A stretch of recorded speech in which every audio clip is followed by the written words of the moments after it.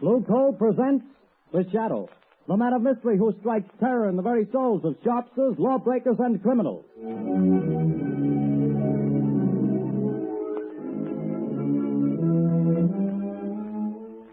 Friends, there's no longer any need for you to rely on guesswork when it comes to buying fuel. Now you can get the best fuel for home use, and know it at a glance, too. For Blue Coal, the finest of Pennsylvania hard coal, is colored a harmless blue at the mines for your protection, so that you can identify it instantly. To be sure that the fuel you buy is a safe, healthy, economical fuel, get America's finest anthracite. Ask for Blue Coal by name. Order your supply tomorrow.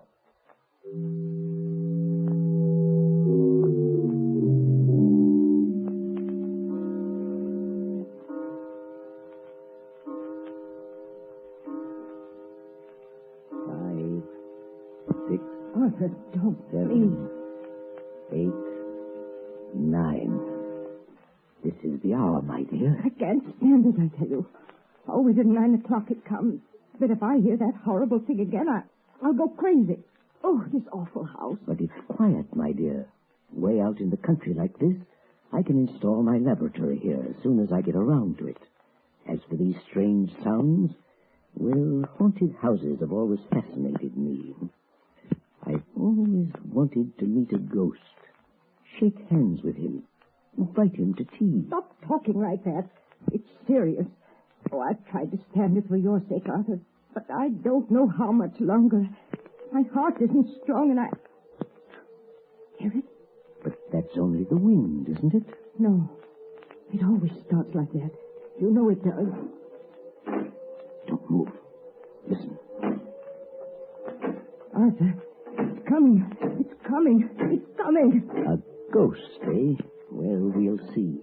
I'll meet him this time. I'll meet him halfway, too. Stop. Stop. Come. We'll both meet him. Give me your hand. No. Carolyn. Carolyn, it stopped. Can't you hear me? Goodness me. Has the shock killed her? No, her heart still beats. She's only fainted again. Just pass out here.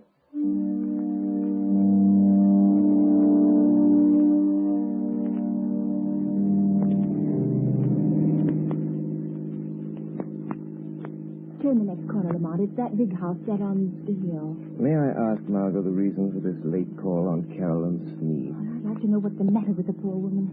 I got an awful shock when I saw her in town last week. She looks positively haggard. I never saw such a change come over a person. Married life may not agree with her. She was a spinster for close to 40 years, wasn't she? I know, but I think she was foolish. Carolyn has nearly $1 million in her own name. She didn't have to marry. Yes, but right now I'm not the shadow. Remember, I'm just your patient chauffeur, darling. Lamont Cranston, in need of a rest from my famous mystery man role. That last adventure took a lot out of me, you know. Well, a marriage problem is hardly... Seriously, though, nobody knows anything about this man she married. He came into town 6 months ago, met Carolyn in some accidental manner at the county fair, and proceeded to rush her off her feet. I've met him only once, but I don't like his look. Something sinister, I gather. Hence the shadow idea. Well, who is he anyway? Professor Arthur Sneed, I believe he calls himself. He has a small office in town where he's supposed to be working on inventions or something. Well, here we are. You're usually pretty level-headed, Margot, but don't let your aversion for this man we're seeing be too apparent.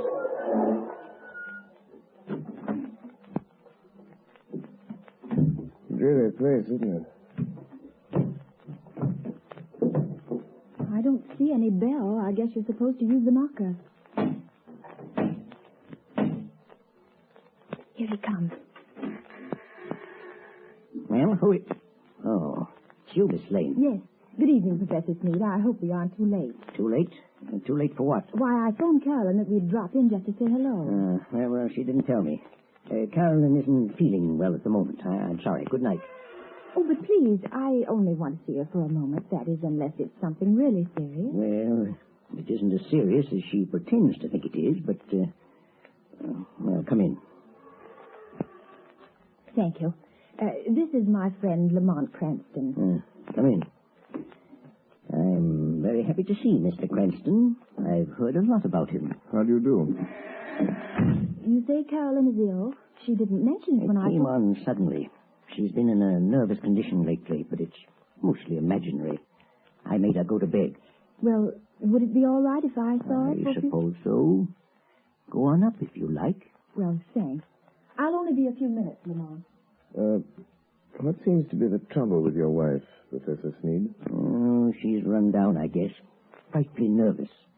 She has some absurd notion that this place is, well, haunted. Haunted? It's only the wind, of course, and the creaking of an old house. Ghosts. She keeps talking about ghosts. And I can't persuade her that there are no such things. Of course, old houses have a habit of getting themselves haunted, Professor. As for myself, I'm not so sure there aren't such things as ghosts. But surely, Mr. Cranston... Oh, not the conventional sort, perhaps, but... I mean people's spirits. Souls, whatever you want to call them. Haunting the places where they've been unhappy. Very interesting, I'm sure. But a lot of tosh. I put no stock in it. No?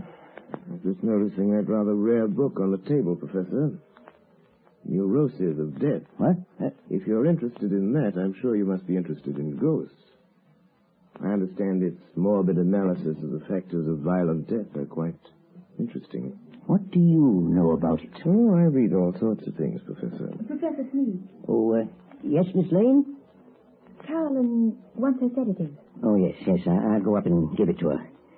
Did you find her comfortable, Miss Lane? Well, I think Carolyn is seriously ill. Yes, but more nerves than anything. Excuse me just a moment, won't you?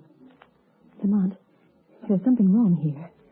I was afraid there was. I don't know what it is, but it's something terrible. What's the matter with Carolyn? Well, she hardly recognized me, and she talks like one in a trance, as though she were in the grip of some deadly fear. When I suggested sending the doctor over, she shook her head, but I'm going to just the same. I can't help feeling it's that man, her husband. Yes, he isn't very pleasant, is he? His skin has an odd pallor. You see it on men who've spent some time in prison. There are many little traits of his behavior that interest me as a psychologist. A remarkable man. But you don't know. I don't know. But I think we'll investigate this more or less formally, Margot. I'll visit the professor tomorrow at his office in town. If there are ghosts involved here, perhaps the shadow can bring them to light.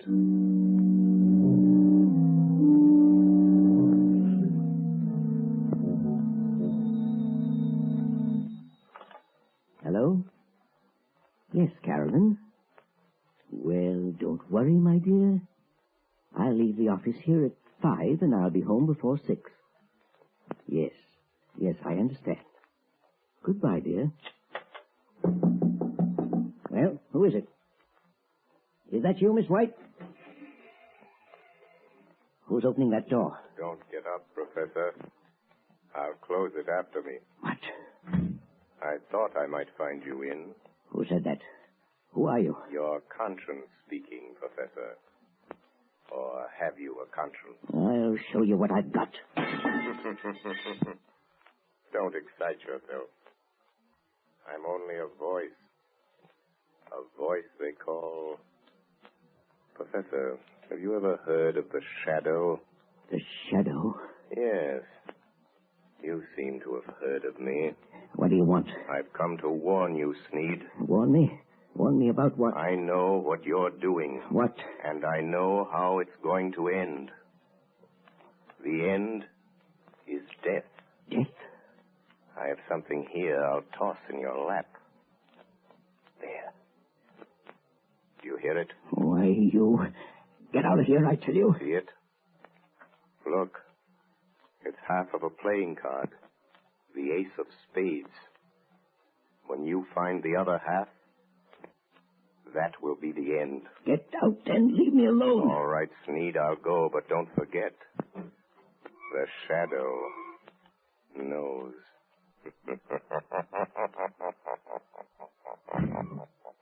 Trying to frighten me with his tricks.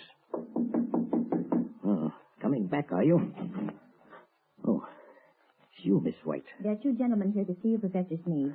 Two gentlemen? Well, I'm not expecting... I guess you may remember us, Professor Sneed. Spike. Your old friends, Spike Collins and Mr. Wilson here. Yes, of course. Please take those circulars on your desk, Miss White, and mail them at the post office right away. Yes, sir. Lock that door, right? Okay. And what are you staring at, Sneed? We ain't ghosts. I thought you two were doing a stretch at Leavenworth. Yeah, we were. But we framed a getaway. And now we come to see an old pal. Well, now listen, Spike. I'd help you if I could. Nuts. We've been watching you, and we know your game. We ain't got no time to stall. This old dame you married has got plenty of... I don't know what you're driving at. Well, you'll know if we squawk about that dame you married out in Idaho that croaked without anybody knowing what was the matter with her. Cards on the table, Sneed. Is this one signed our money over to you? Yes. She fixed her will in my favor. Well, what are you doing to get her? Well, she has a weak heart, and... I know. Playing ghost and scaring her to death, eh? Well, that's too slow, Sneed. I got a better scheme. We break into the house. Stage a burglary, see?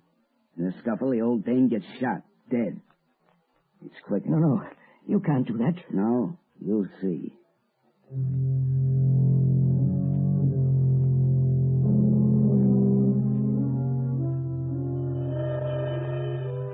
Spike Collins. Spike Collins. Wake up. Spike Collins. What? Who's that? Just a voice, Collins. The voice of your own thoughts, coming to warn you. No one but you can hear me. Your friend Sneed is going to double-cross you tonight. Sneed is going to double-cross you. It's your move. Be there to prevent him. Be there in time. 6 o'clock. Be there.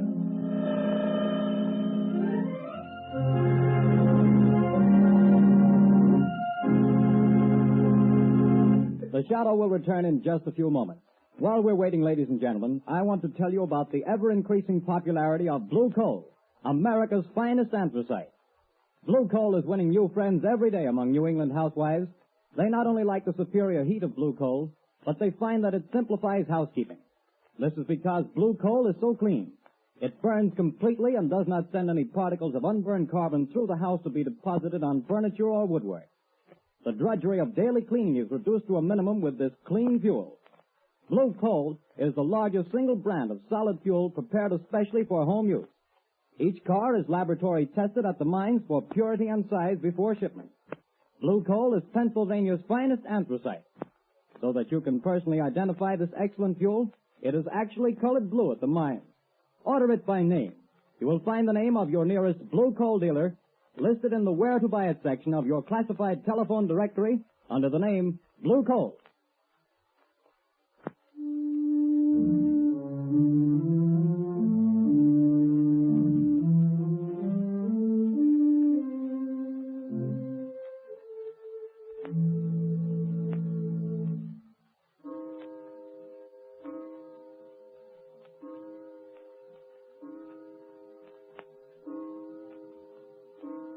Are you comfortable in that chair, Carolyn? Yes, thank you, Margaret, dear. And I do appreciate your coming out here and staying with me. I'm glad to do it. But it's 6 o'clock. Your husband ought to be coming home pretty soon, shouldn't he? He phoned just before you got here and said he was starting. He seemed very agitated. Oh, he's a strange, unaccountable man sometimes. There are things about him I don't seem to understand. Yes, I know, dear. He has the car, I suppose? Yes, he's driving. He's probably on his way now. I've got to think of something. I know. We leave town. You're driving rather recklessly, Sneed. You again. I'm going to haunt you. Try to forget that I'm here in the rear seat, if it annoys you. No, don't look under the seat. If I could only see you, get my hands on you, I'd show you how much it annoys me. Shut up. I'm the voice of your conscience, Sneed. Perhaps you have a conscience, after all. I could choke that voice down your throat without any trouble to my conscience. If you only had the power of second sight, you could see me. That's an invaluable gift, Sneed, being able to see things that other men can't. Some people call it mental telepathy, some by other names. Remember, I can see the pictures you make in your mind. I told you about that. You can warn all you like. That's not evidence, not in court. A lot of wild guesses that don't mean anything. Well, doesn't it frighten you a little, Sneed? I simply will you not to see me, and you don't. Careful. There's a truck coming down the road. Better sound your horn. Good Lord, the fool's taking up the whole road. It's going to hit you. Look out. It's gone. There wasn't any truck there. No. I willed you to see it. And you saw it. No truck at all. Just hypnotism. Gosh, I'm having hallucinations. But that's the way to dispel hallucinations.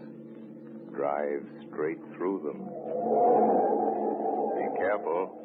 We're near your house. And this old mill road is tricky. What about it? Look, Sneed. There's a man in the road ahead of you. There is, eh? Really? Why, it looks like one of your two pals that called on you today. I knew he would be here, Sneed. Really? You're going to hit him if you don't watch out. More of your hallucinations. You think that I'll believe you again, don't you? Well, I won't. Look out. I hit him. This time, it was no hallucination, Sneed. He was in front of you.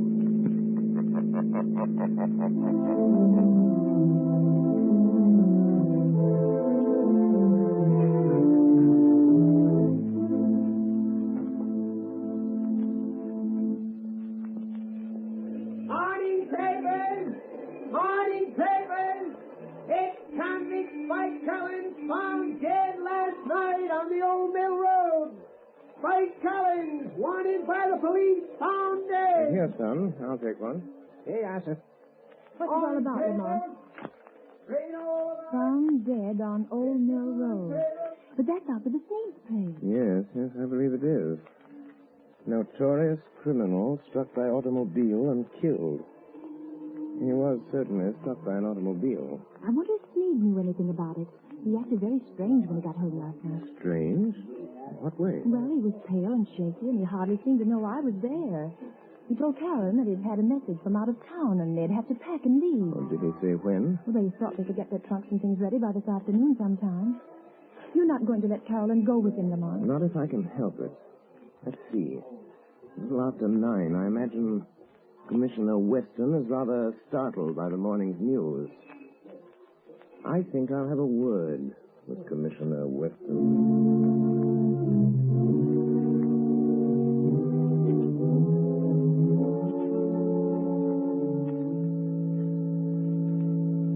Commissioner Weston, they're sending Collins' body into the morgue.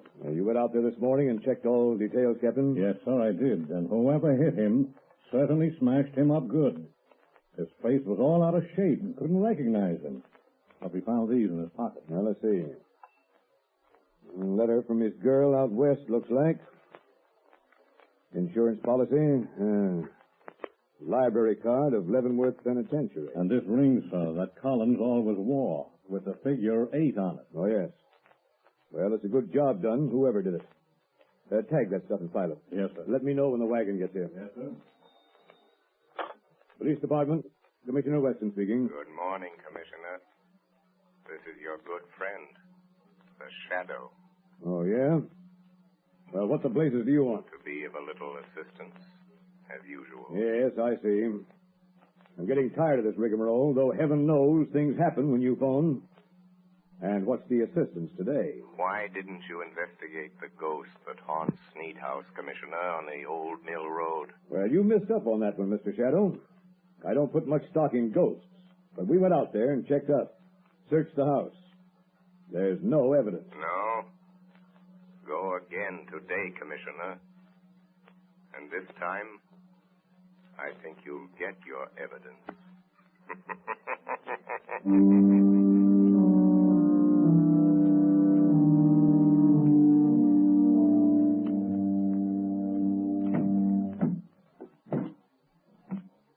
Is that the last drunk, Arthur? Yes. The expressman won't be here until 4. Another hour yet. Why don't you go up and lie down a while, Caroline? Yes, I will. I'll try to sleep a little now that it's daylight. You told the milkman we wanted to pay him. He's coming back before we leave. Good. Well, that must be him now, at the back door. Get back. Get back. What's the matter, Sneed? Think you're seeing a ghost? Stop. Don't come near me. Snap out of it, will you? This is me, Spike Collins. You? Alive? It wasn't me you hit with your car last night on that back road. Well, I guess you wish it had been, huh? Who was it then? It was Rat Wilson. Fool got half pickled trying to get up his nerve for the job. Staggered out on the road before I could stop him, and wham! It was all over. Wilson, eh? So there was my chance, see? Him and me about the same size, his face and hands all smashed flat. I put my stuff in his pockets, my ring and what was left of his finger. Here I was, dead. And all that time you was giving me the double cross. And maybe I am a ghost, but I can still deal with you, Sneed. Who is it, Arthur? Just a minute, Carolyn. Now listen, Spike. There's only one way to see this thing through. You and I have got to stick together. The shadow is after us both. We've got to get out together, away from this shadow. Don't kid me anymore about the shadow. You see this cat? I'm here on business. I'm going through with it. Put the old lady out of her misery. Good Lord. What's the matter? There. On the table. Nothing but a torn playing card. The ace of spades, or half of it. You've got to stop it, Spike. You've got to stop. Arthur, what's the matter? Who's this man? Carolyn. This is a friend of mine. A friend? Sure, a friend. But I don't understand. The pistol, Yeah, that's my way of doing business, lady. Your husband does it different. He's been scaring you to death, eh? Making you think the place was haunted. You know how he always does it? Stop it, Spike. He used to be an electrician, see? He rigs up a sort of electric sound box with a remote control switch. He usually puts the switch over here by the door. Yeah, here it is. What's it all about, Arthur? The ace of spades. The end. Death. When he turns the switch, you hear the ghost dance. All you have to do is turn this knob. That's the way it works, lady. But I hear it. Arthur, I hear it. Turn that thing off, you idiot. What? I haven't turned it on. You haven't. And what's making those sounds? I am. What's that? It's him. He's come. A shadow. I am coming up these cellar stairs. I will enter and stand beside you. Where is he? Stand back or I'll shoot. When I enter, I will touch one of you on the shoulder. Stop him. Stop him. And that one will die.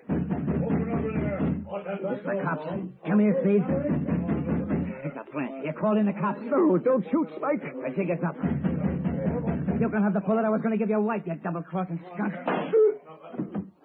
Oh, you killed him. Come on, here we are.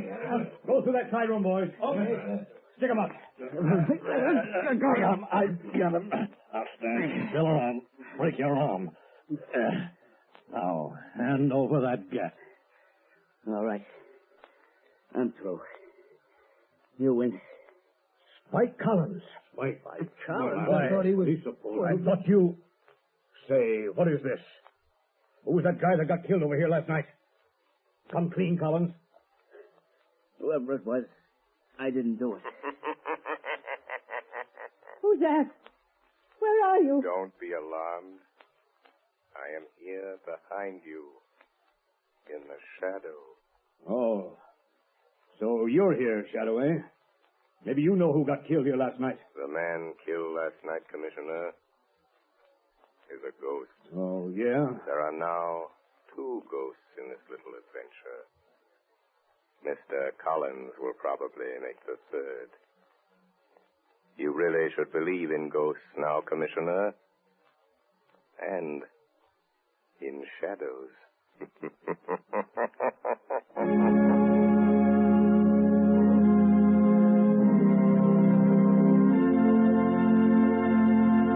And now, before today's adventure with the shadow comes to a close, John Barclay, Blue Coal's own heating expert, is here to give us another of his practical talks on automatic heating. Ladies and gentlemen, Mr. Barclay. Good evening, friends. In former Sunday night talks of mine, I've shown you the importance of having the temperature of the home properly controlled with a Blue Coal automatic heat regulator. That is, in terms of health and convenience. Now, tonight, I'm going to give a 3rd important reason for automatic heating: economy. Most authorities will tell you that the proper degree of heat in the home is 70 degrees. Naturally, you can't by hand keep your fire from giving off more than 70 degrees of heat, but the Blue Coal automatic heat regulator can and does. But here's how that saves you actual fuel dollars. Heating engineers have discovered that for every degree you raise the temperature above the desired 70 degrees, your fuel goes up in cost 1.5%. So you see, friends, by automatically shutting off that heat, that extra, wasteful, unhealthy heat regulator automatically saves on fuel costs. Why not investigate this Blue Coal heat regulator further? Ask your local Blue Coal dealer to give you a demonstration. The cost is only $18.95 plus a small charge for installation. You'll find it well worth every cent of that and more. Moreover, if you have any heating problems, discuss these also with your Blue Coal dealer. He is the best informed heating authority in your community, and assisted by his John Barclay trained serviceman, can, I'm sure, help you save money and have a more comfortable home this winter. This service is free. It costs you nothing. Thank you.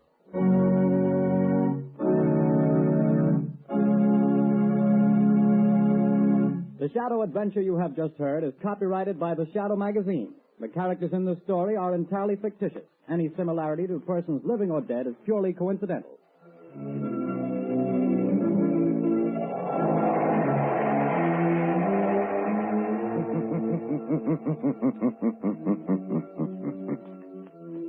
The weed of crime bears bitter fruit.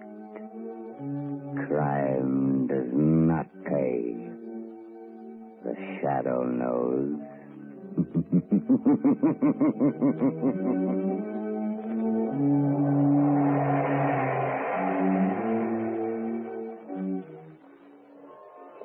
Extra! Extra! Hear all about it! Next week, same time, same station. The Shadow's latest adventure. Extra! Extra!